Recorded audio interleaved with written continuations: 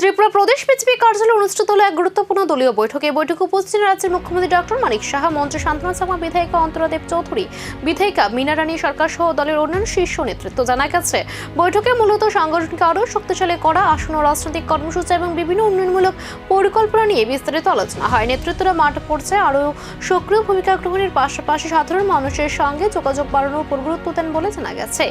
এই বৈঠককে ঘিরে রাজনৈতিক মহলে যথেষ্ট গুরুত্ব লক্ষ্য করা যাচ্ছে, কারণ আগামী দিনের সাংগঠনিক রূপরেখা এই আলোচনার মাধ্যমে আরো স্পষ্ট হতে পারে বলে মনে করা হচ্ছে। শাসক গোষ্ঠীকে মতামত সরকারের একটা অংশ।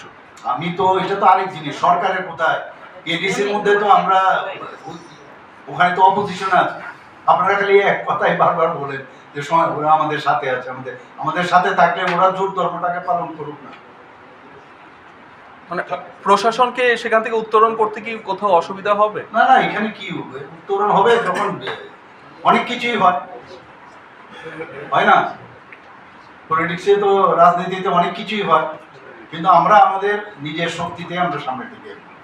তারপরেও আমরা দেখব, আমাদের গার্জিয়ান আছে, আমাদের কেন্দ্রীয় গার্জিয়ানরা আছে, ওনাদের সাথে কথা বলবো এবং ওনার কথা সবসময় যোগাযোগ আছে, কোনো অসুবিধা নেই। বিচলিত হওয়ার কোনো বিষয় নেই, একদম বিচলিত হওয়ার কোনো কারণ নেই। আপনাদেরও কিন্তু এই বিষয়ে অনেক কিছু বুঝে চিন্তা করে আপনাদেরও কিন্তু সহযোগিতা দরকার।